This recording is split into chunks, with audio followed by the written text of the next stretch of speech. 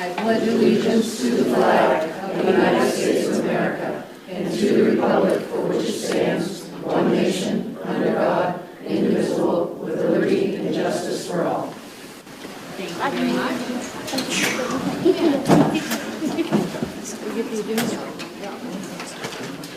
Moving on to adjustments of the agenda.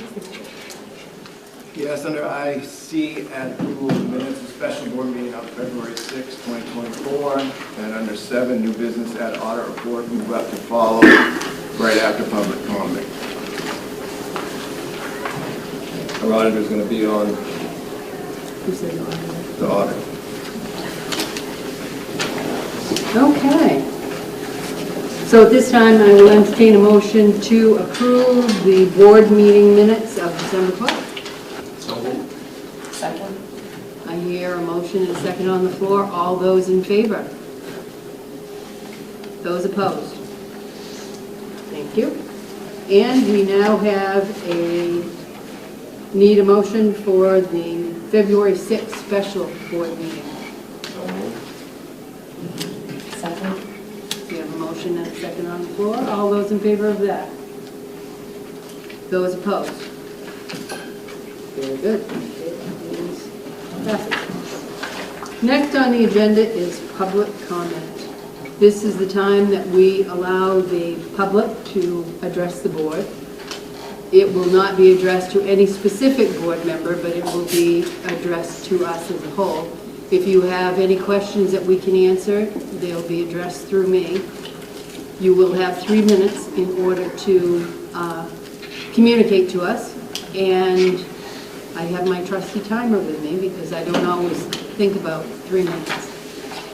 We ask that you stand up, give your name and what town you're from, and also remember that this is a public meeting, and so we would ask you to not use names because the people that you might be speaking about have a right to be here, and so they needed to be aware of that. So is there anybody in the audience that would like to address the board? Go ahead. My name is Brian. I'm here from Newport. I'm sorry? My name is Brian. I'm here from Newport. Okay. I just want to come and talk about bullying. This district has a real bad problem with bullying. Like I'm from the South. We don't deal with bullying like this down there. My children have dealt with more bullying here than I've ever seen. You know, you got this child that just brought a knife to school the other day. Comes to find out he's being bullied. The school needs to take a harsher stance. They need to have a no tolerance policy for bullying. Teachers need to be, what's the word? Vigilant. Right, vigilant. They need to be taught. I had my child, for instance, she's black, she's adopted. Another child was barking at her because of her hair in front of a teacher. I had to call the principal for anything to happen. The teacher didn't say a word to those children. I've come up to this school. There's been children fighting in front of the school. Teachers standing out there. I had to get out and stop the fight. My middle child was at lunch. She got pushed out of her seat by a little boy that goes and tells the teacher. The teacher does nothing. Children that are bullied have a higher chance. Let me backtrack here. Parents lose their children's lives because of bullying, whether it be suicide or that bullied person comes to school with a gun or with a knife. You know, bullying is a big problem. So also, you know, later in life, those people who are bullied have a higher chance of being drug abusers. They have higher chances of being criminals in general because they were bullied. There's just a big problem with bullying here that I think that needs to be looked at. And it's causing more problems, and eventually it's gonna affect the school a lot worse. Because not only have you had the kid with the knife, you guys have had a guy bring a gun to the school 2 years ago, who's back in school, who's been bragging to the kids on the bus that he brought the gun to school because of bullying. So I just want to put that out there. I think bullying needs to be looked into. I think there needs to be no tolerance, period. Teachers need to have a little more, again, vigilance, like she says, period. Parents shouldn't have to call up here to tell the school to stop the bullying. That should just be a given. Thank you very much. public would like to address the board? Yes. My name's Amanda, I'm here from Dixmont. Along with the bullying, my daughter was in a pretty serious incident a couple weeks ago. I can't go into too many details on that here, but I talked to other districts, and the policy here for bullying and guns and violence in general hasn't been updated since 2017. I would just really like to know that we could look into that a little bit more and update. It's hard to follow policy and do something about these bullies when there's no real policy in place to do that with. Other than what he said, I don't have a whole lot to add other than I think the policy for that really needs to be looked at. Thank you. Thank you. Anyone else? I'd like to add that there's other districts around Your here. name? Corey Sprague. Thank you. I'd like to add that there's other districts around here that have 10-page policies on bullying. You guys are 3 paragraphs. You know, I can't believe, looking around this room, looking at people with all the shootings that go on out of state. I'm a gun owner. I lock my guns up. They're locked in an office, and I can't believe that, you know, you guys are the ones thinking, like all these other little towns, you're thinking it ain't gonna happen to me, it ain't gonna happen to me. Oh, it's only a 10-year-old or an 11-year-old. Look up the statistics. You guys do that, look up the statistics. That's all I want to say. Thank you very much. Anyone else? I'm Rachel from Heartland. Along with bullying, I think that it's not just this level, it starts at the elementary level. It is not, there needs to be something done because it's not the bully that's getting in trouble. It's always the defender. The child that puts up with it and puts up with it and puts up with it and finally does something is the one that gets reprimanded and spoken to, while the bully gets off scot-free or just goes and sits and does nothing. While the other child that defended themselves gets spoken to and spoken to and spoken to. So something needs to be done not just at this level or the high school level, but also at the elementary level, because that's where it starts. Thank you. Thank you. Anyone else? Thank you very much. I can tell you that we have a list of policies that we go through every year, and those 3, it's time for us to look at them again. So I will be turning those over to the policy chair, and we will be discussing those policies shortly. Do you allow public to go policy meetings as well? Yep. Yep. But it would be the same thing, you know, you would have the opportunity to speak, but at some point, we would go in and deliberate on the policy without discussion from the audience. Thank you. Anyone else? Moving along to reading of communications. I believe. Well, we're going to move up to the audit. Oh, that's right, Joe, I'm sorry. Audit, I had it written down.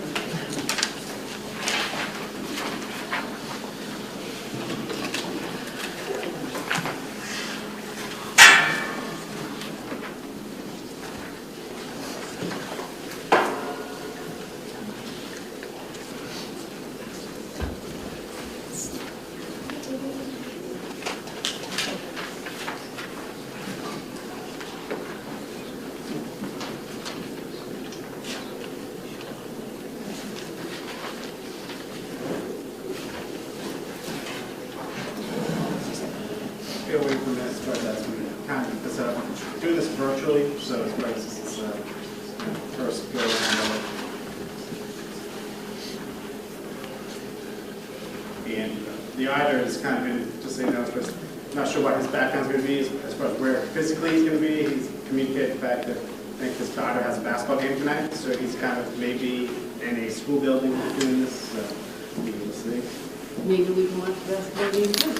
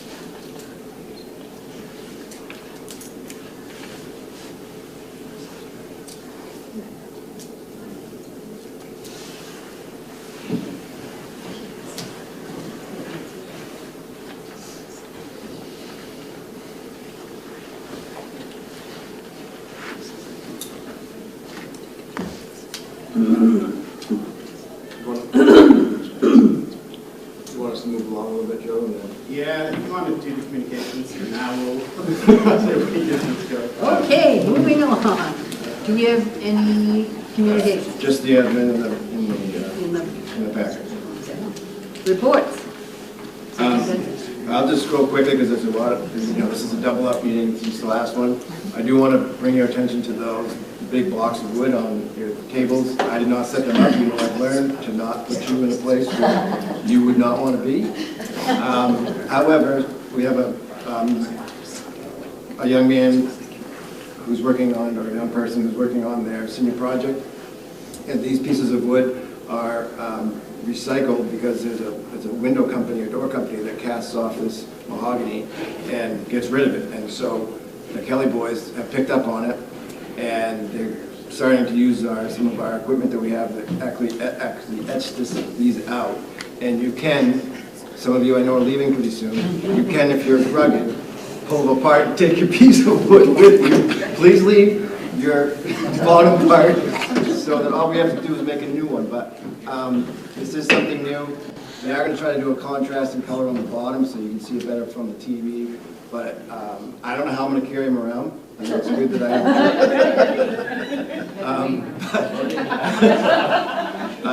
It's a really neat idea and something new, and a lot of you guys have been saying, oh wow, those are cool. So somebody could help Karina pull her apart.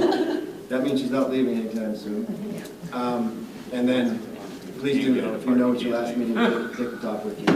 And they're in the process, because hopefully we'll have names for our student reps. Yeah, I mean, come on, why not? I mean, Other than that, most of what I have to say will be into the rest of the business. Please thank them very much. Those are lovely. And hopefully they did a good job on the senior project. You don't need to bring things in, you can leave them in school for, twice a week. Right, we can leave them out here somewhere. Okay, and board chair, I do not have any other than we've got a lengthy meeting and we'll try to zoom right along because we will be going into executive session. Still working. Yeah. No pun intended. All right, well, we will skip the Budget and Finance Committee. We will not be meeting the week of vacation. We will be starting the whole budget process. We're excited. The last week of February, I believe that's the 27th, the Tuesday. All right. Education. So our last meeting in January, we heard from UCOR, and they presented on all the work that they're doing. We got to hear about it from some of the students. We also have Maggie, I believe that's in with Aetna. She has branched out and is also working with the Gulf of Maine Research Institute. But this is a program that was through a grant. Some of it was through grant, some of it was through. So it's important to know that they have provided a lot to our elementary schools, something we may look at bringing up here, but just something to look forward to in the future. It was a while ago, so I kind of forgot everything that we covered. We did not have a meeting this month. And if you have anything that you would like to be brought to the Education Committee, let Mike or myself or Lori know, so we can get it on the agenda. For anybody that missed the Education Committee meeting with the garden, those kids were so excited. It was well worth the investment that we've made into the program. And I, for one, hope that it continues because we are teaching kids how to sustain life by, showing them about gardening and growing and even giving them seeds and things. So hopefully we can continue and just make it even bigger than what it is. Ready, Joe? Almost. Okay. Yeah. Chris, do you want to go? Yes, Chris. Yeah, I building committee met back on December 13th. We had a lively discussion about the lighting of the football field. The budget that we're looking at is approximately $215,000 system, so a little over 300,000. We had discussions about which fields should be included. We had discussions about whether we draw it from the capital improvement budget or whether we try to raise the funds separately. And then there's a large level of discussion and engineering that has to be done before we make any of those decisions. The other thing that we've been talking about is the EDS boiler room. The boilers at EDS are reaching the end of their useful life and need to be replaced. However, the boilers that are currently there are no longer made, so we have to change the style of boiler, and at the same time, if we're going to replace anything, we have to bring that boiler room up to code. So there is an extensive engineering piece that needs to be done. Is that on for tonight? Yeah, we have that too. Okay. Somerset Water, we had we're waiting for a negative arsenic test. Did we get that? I can just, yeah, I can go a little bit further on that. Yes, we had a negative, we've had some negative positive E. coli, and we had some negative positive arsenic. And Alicia is working extensively with Maine Water, and they're actually in a meeting with the guy who designed the system, the guy who installed the system, Dan, one of our maintenance guys, Alicia, and Maine Water next Thursday to try to figure this out, because we figure that the water that should process through the system and go through the filters should eliminate the arsenic.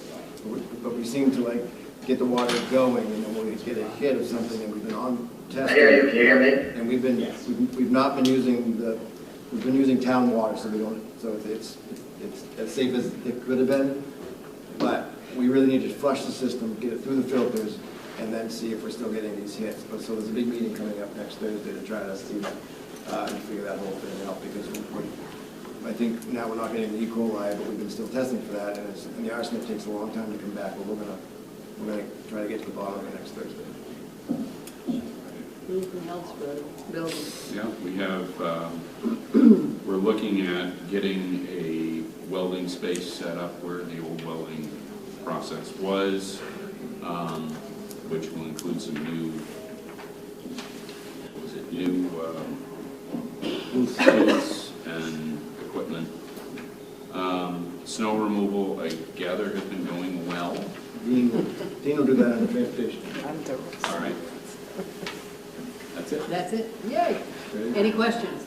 I know, I just want to add that we watched a video to the welding program, and it's absolutely amazing to see what these kids are doing outside of our district. So if that ever comes, hopefully we can fit that in as well. It's a really good opportunity to get skill levels in high school and certifications before they move on. Go. All right, I think we got Ron here, we got Ron, you can hear us again? I can you hear me?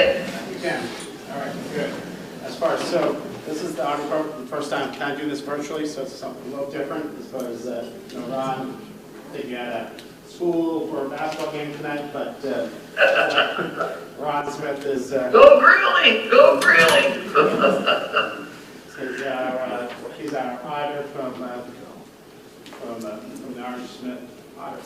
So as far as the, I'm going to talk a little bit, just kind of do a quick overview, kind of discuss that a little bit, and then after that, Ron will kind of answer any questions or kind of chip in any other information. Kind of handed out a quick, little summary packet, but as far as just an overview of the audit, as far as the audit is kind of takes an extended period of time. As far as we do a pre-audit, started in mid-July this year, and then the full audit started about mid-September, and then that went through to basically the 14th of December when we got signed off audit reports.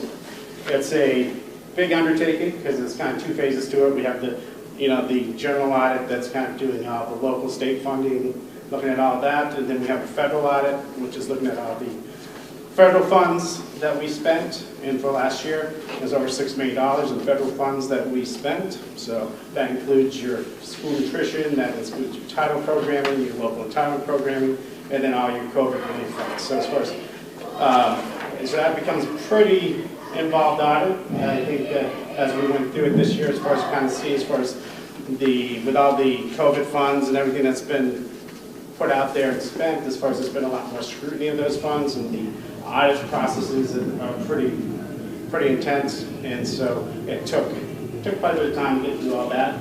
But with Ron and his team and the business office, our team here, we're able to get through it. In the pack that I handed out, the first page is kind of what I kind of would call like kind of our report card. It kind of has a summary of the audit results. So basically, you'll see that they issued an unmodified opinion, and there were no material weaknesses or significant deficiencies identified. No non-compliance materials or financial statements noted. On the federal side of the audit, once again, no material or significant weaknesses or deficiencies noted.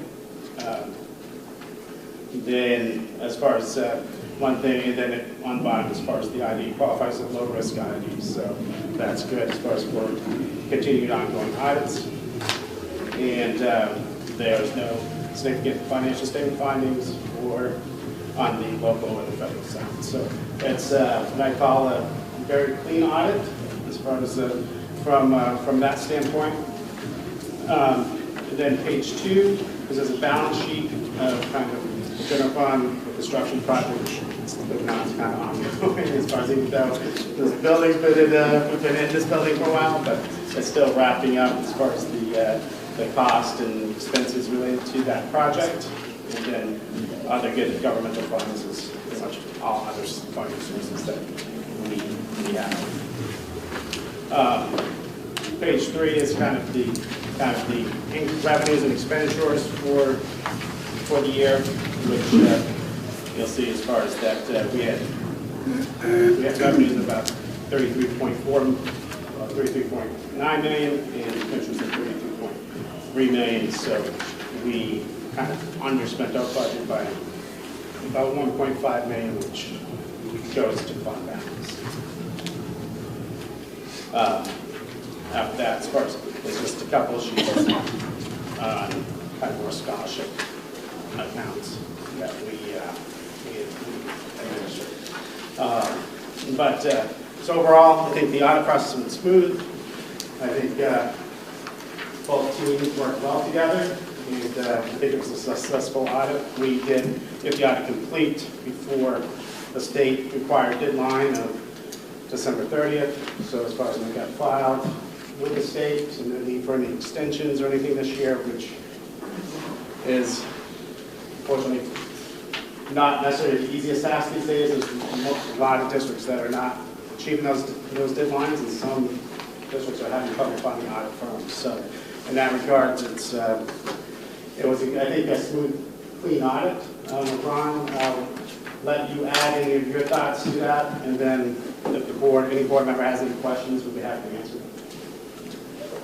Just to pick up where Joe left off, you got our highest opinion. We had no compliance findings. There was a couple best practice issues that you saw in our management letter that I'll hit on, but we do 2/3 of all the school systems in the entire state of Maine. That's a lot. Our firm's doubled in size. That's a lot.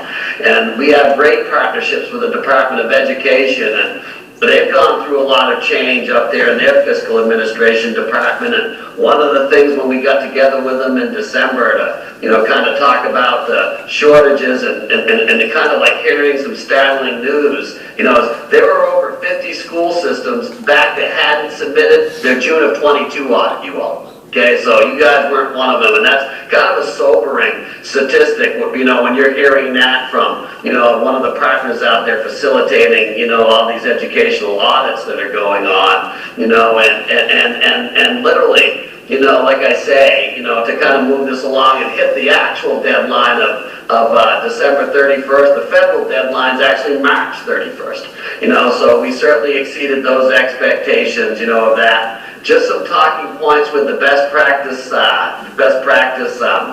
letter. The consistency of purchase orders, as I recall. You guys, you try to use them, district-wide, but for like buildings and facility projects, We didn't see them being used. So we recommend that you be consistent with that.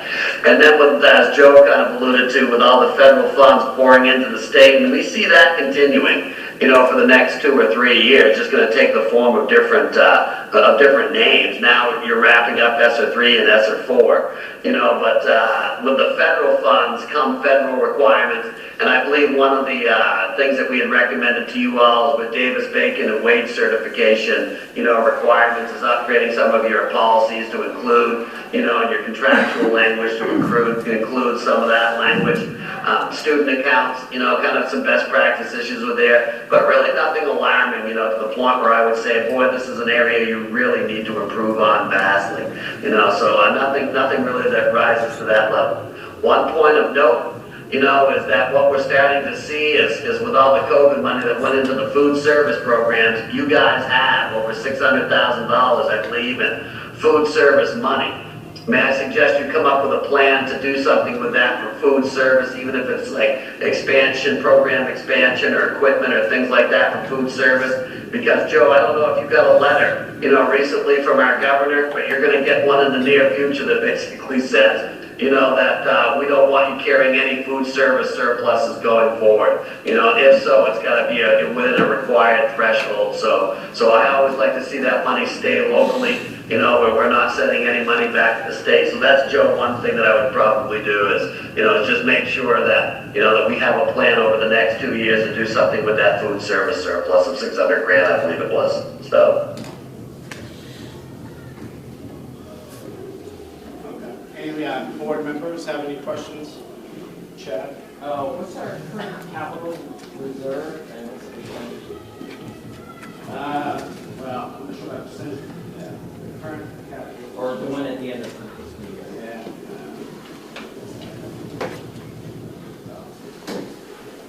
We currently have about 2.5 million in capital.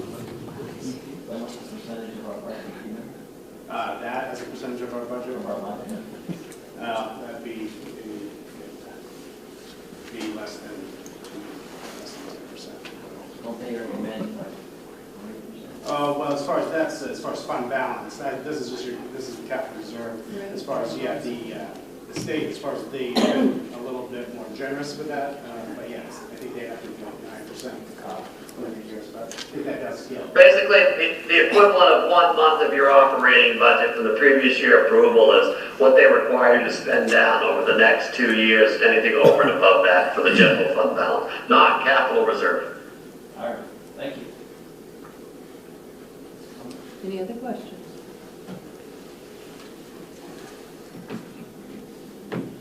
So where did we have our greatest underspendings?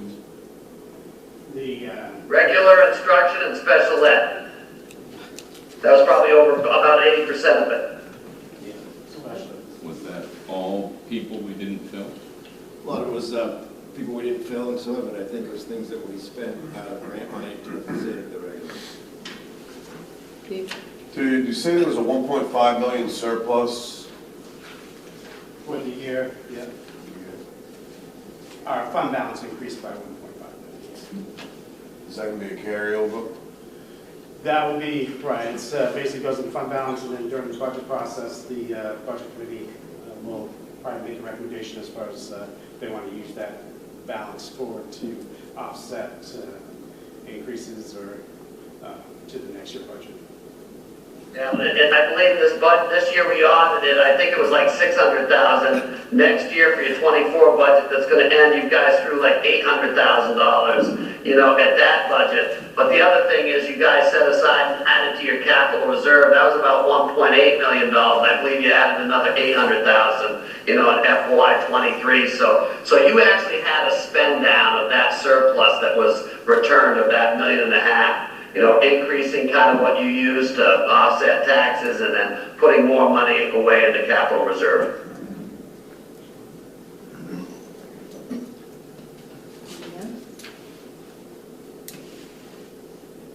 Joe, I think we're all set as far as asking questions. All right, Ron, I think we're good. Appreciate it. Everybody take care. Thank you. Enjoy the game. Yes, I will. Motion that we accept the audit as presented. motion and a second on the floor. Any discussion on that motion? Hearing none. All those in favor? Those opposed? Passes. Just a quick follow-up, as far as you're referencing food service, we did get a letter from the state regarding food service. And I think it was around 50,000 that they were requiring us to spend down. So as far as that, and we met with Lori, and we came up with that game plan, so that Pete has that. Yeah, I think she had some software, some equipment within the kitchens and things that were being purchased to kind of get that fund balance and school nutrition. Also, this is a new audit firm for us, so of course it takes longer for them to prepare the audit and whatever, but the December 31st deadline and the March deadline, ours is November 30th. The district has. And so we're hoping that maybe we can get back to that so that we can address the audit before it goes to the state. That would be right. That would be good as far as, so that will be target for that next year. We'll see. That has been challenging, particularly last few years. Absolutely, I'm sure. Thank you. Robin, Yes. just to clarify, Joe, well, on that food service, was that spend down to 50,000 or spend 50 out of that 600? It was to spend like 50,000. It was how much to spend. Okay, so bring it down to 550-ish. Yeah, I mean, We may do another spend down too. There's some furniture and some things that we might want to do in for equipment, and talk to Lori if there's more that we have to spend down. But like you said, it'll all be related to food service in one way or another. We got a new there's a new freezer going in over at the break at the next model, walk-in freezer or refrigerator. That's a fridge.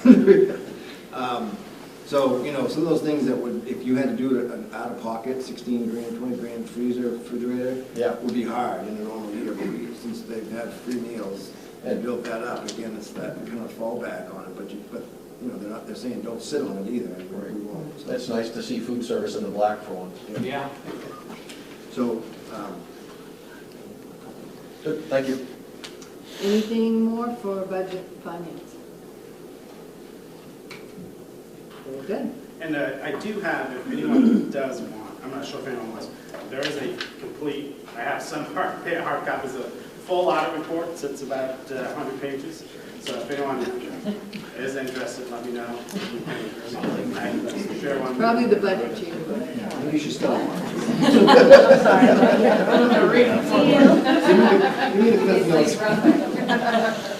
Moving on to policy. So, policy committee met, whatever that was, January 23rd, and we had a policy review of the use of physical restraint and seclusion, and as the minutes note, that was basically in response to a change in the law, and if I understood it correctly, it was basically removing the action of a deflection from the definition of restraint. And so that's something that we would consider for first reading. And then we also got an overview of the security and safety plans that they've been working on, and I guess this was the time for a major revamp of that because of the new configuration of the buildings and stuff. I would say any questions you guys have about that would be best to ask Mr. Hammer. And at the end of the meeting, we had a lot of discussion about the school safety position, and talked about reconvening the original committee that made the recommendations for hiring a safety officer. And with that, I would make a motion that we accept for, well, I guess I would, if anyone had any questions. Motion passed. Okay. Well, no, I meant about the other stuff, about the safety plan. Any other questions for policy?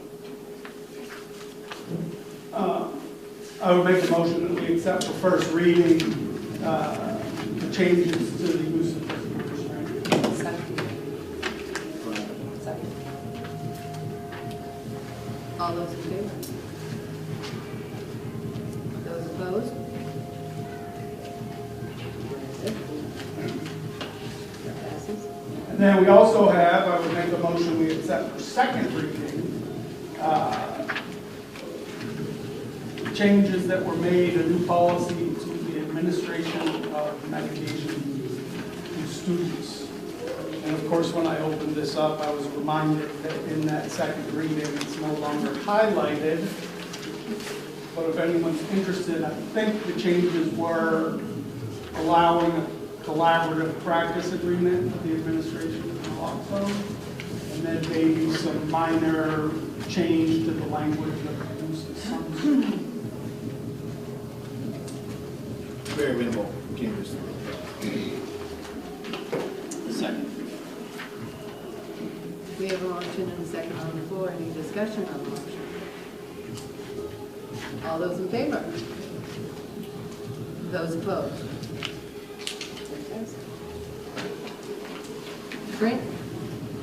Transportation. We didn't have a meeting, but I believe Dean, You can take it, go ahead. give us an I will. update on transportation. So we have, everything's been going pretty good. I mean, we're struggling with drivers like everybody else is struggling, but we're getting through that. I did want to report though that, so when I first started 10 years ago, the age of our bus fleet was 10 years old, average 10 years old. We're now up to 8, so we're coming along really good with that, and I think that's really important that we keep working towards that.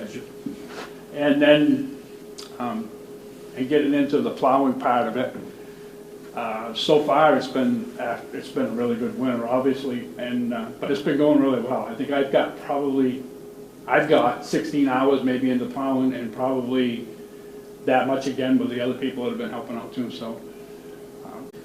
I'm in the transportation business, and I was adamantly opposed to this.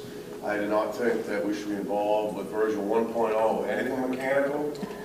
That's just me being a technician. But Winslow decided they were going to go ahead and get 4 of the EV buses. So they started out in September with 4. By December, they were down to 1 that was still on the road. So 3 of the 4 buses were off the road. Windshields leaking, concerns of potential popping out of the bus, heat systems not working properly, brakes locking up, and they had found O'Connor GMC had agreed to work on the buses. So we have buses in the state of Maine that looks like there's no dealership network for, and they can't get parts for. That could have been us. Aren't we lucky? Thank you So very much. I just want to make sure going forward with the board that we keep in mind that there may be changes in transportation. We're not ready for it. That doesn't include the infrastructure that needs to be put in over at the garage, changing transformers, all that jazz that goes with it. It doesn't take into account technicians, finding technicians to work on EVs. Right now, Ford has half of their dealership network does not sell or service EVs. That is a major auto manufacturer, and it looks like it's a big flop. At least in the cold weather climates, the EVs do not seem to work, and I just would like to stress that. I can't stress that enough, I guess. In one more meeting, I just wanted to make sure I get out in front of the board that please don't spend money on those things. Thank you. Okay. Chad.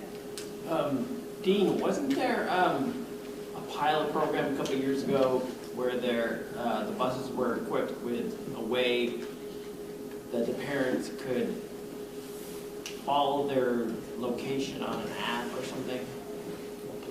There is, and you still can. It's on the Infinite Campus thing.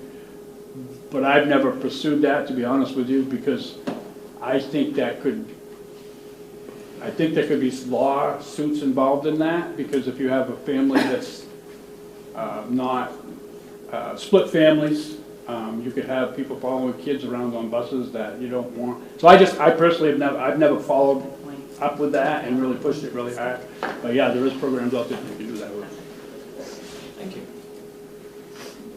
Can I comment on the Yes, electric part? absolutely. So to go with Dave, I'm 100% behind you. I think they would, the state of Maine and our climate is not, they're not feasible.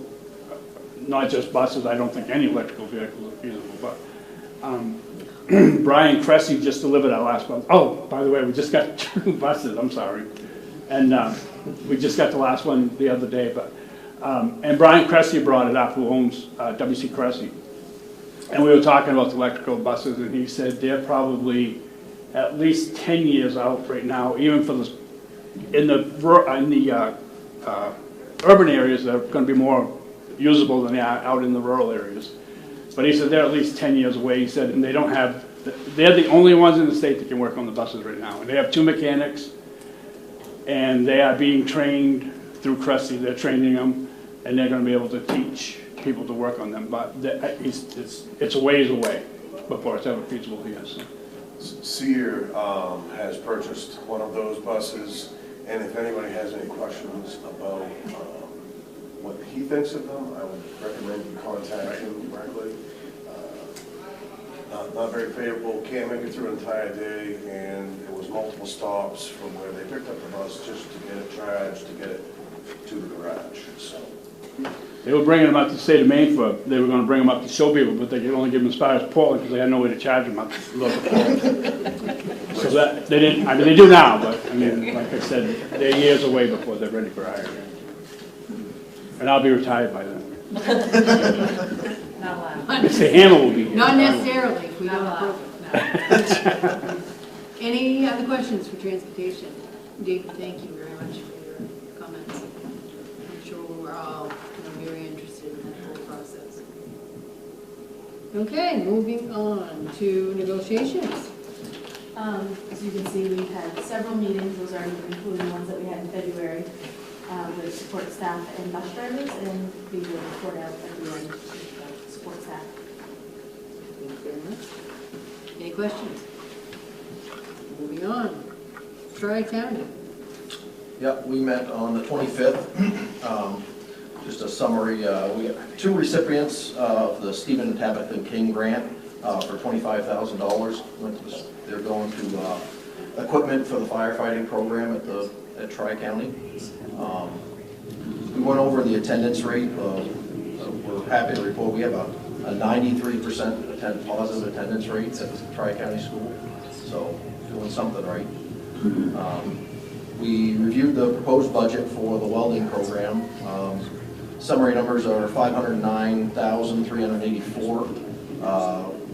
Raised $19,500 in donations so far.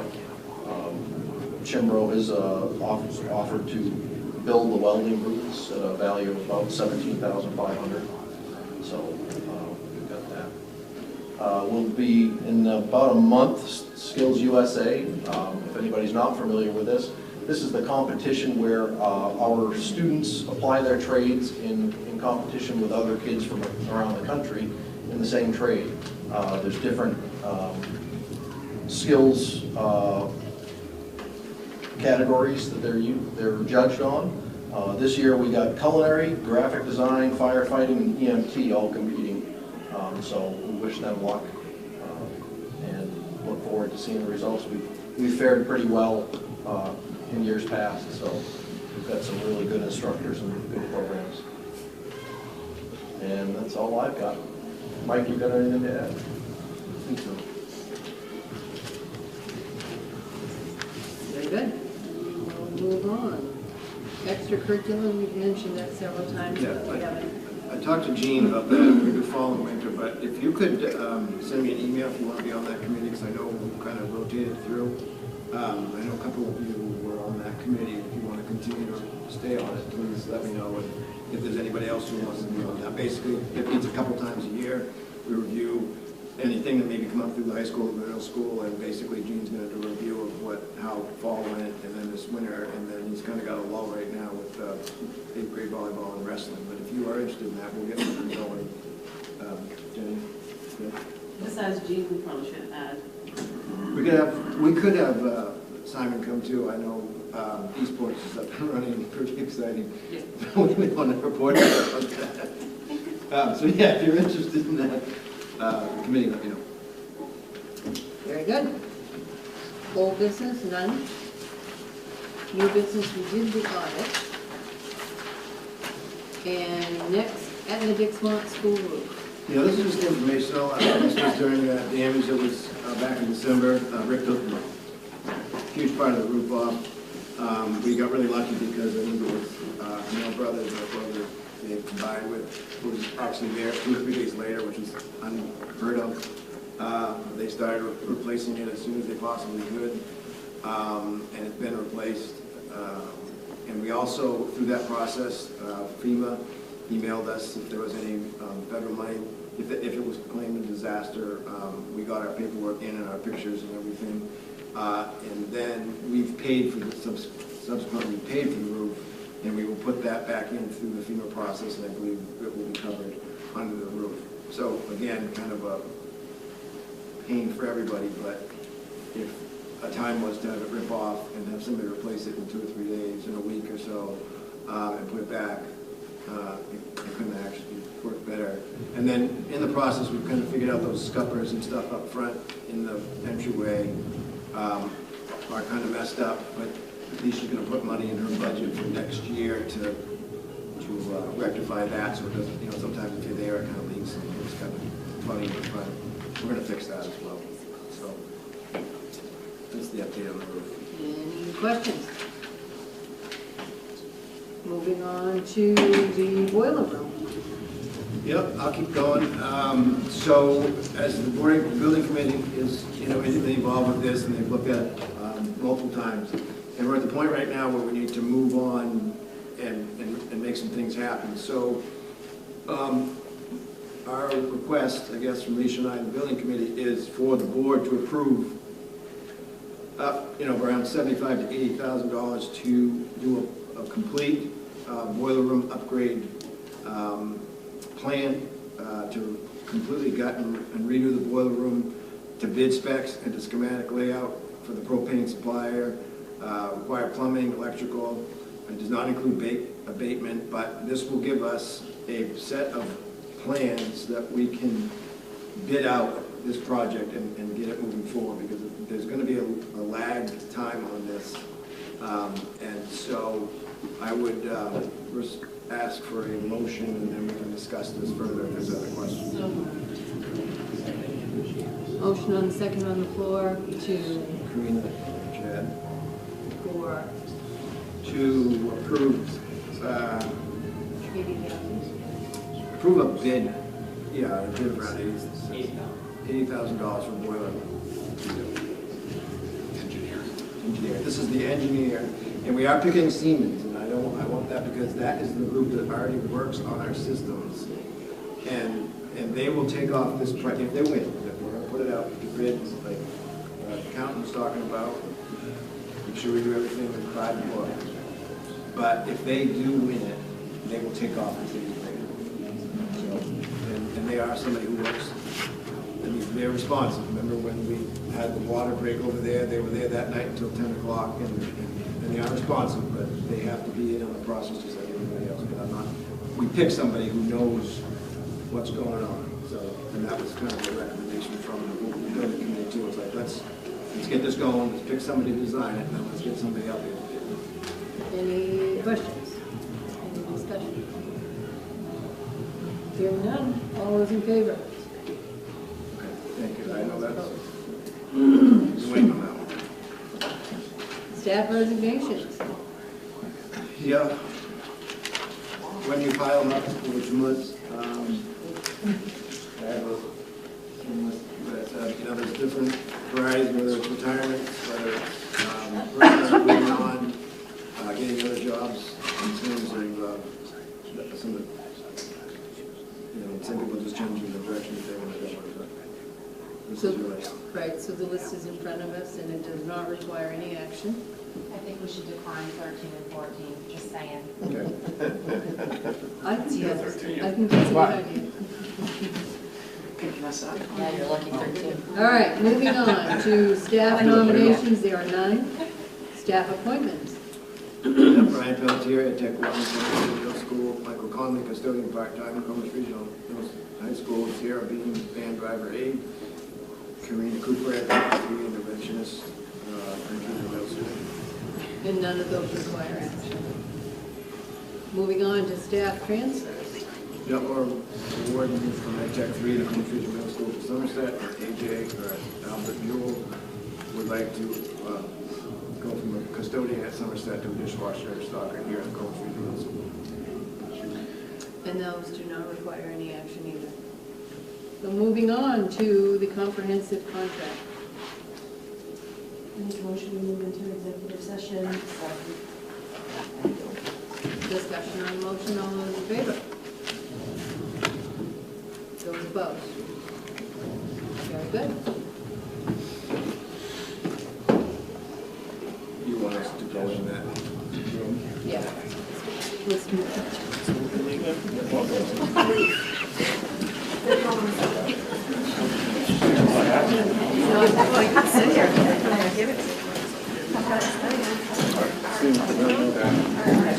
Yeah, it's just like.